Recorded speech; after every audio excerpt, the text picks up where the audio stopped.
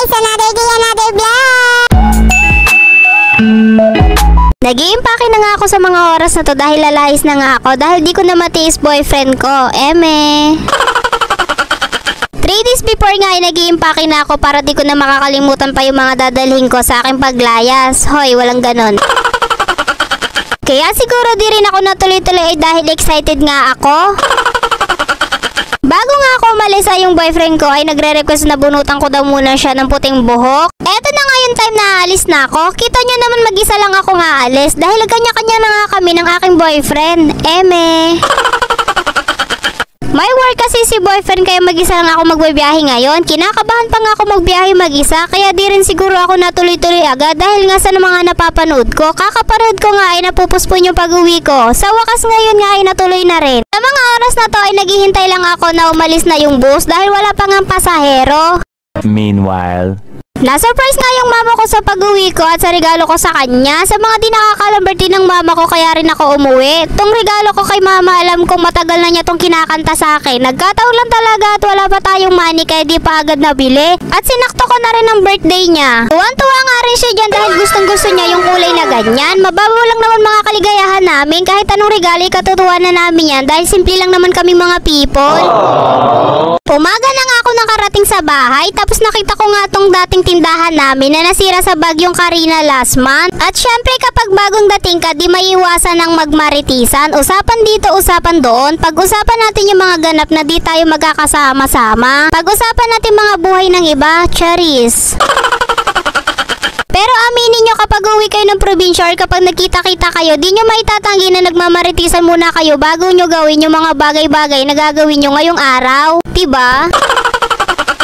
Pag-uusapan nyo yung mga nangyari at mga plano nyo sa buhay, di naman talaga maiiwasan yan dahil miss nyo ang magkismisan lalo na kapag maritis ka. After ng maritisan ay naghiga nga muna ako dahil puyat ba? Inuuna kasi maritis kaysa matulog. Matutulog nga sana ako kaso lumapit tong mga batang to sa akin. Nakikipaglaro nga at nakikipagmaritisan din.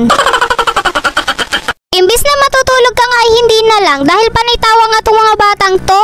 Di lumabas na lang ako at sakto tinawag ako ni mama para kumain daw ng kinilaw. Ito talaga yung namimiss ko sa probinsya, yung sabay-sabay kaming kakain tapos yung kakainin namin ay kinilaw na shell. The best talaga kumain kapag ganito yung kakainin mo dahil bukod nga sa sariwa ay healthy food pa. Maya-maya rin nga kinantahan muna namin si mama ng happy birthday dahil birthday nga niya ngayon. Pero yung handa talaga niya ay sa sunod na araw pa para nga kompleto kami dahil sa sunod na araw pa nga uuwi yung mga kapatid kong iba. Tapos ng pamangking ko ay gusto rin makiblow ng kandila kaya sinindihan ulit namin yung kandila para siya naman yung mag-blow. Takot na takot pa nga siya sa mga oras na yun mag-blow dahil nakikigaya lang naman talaga siya.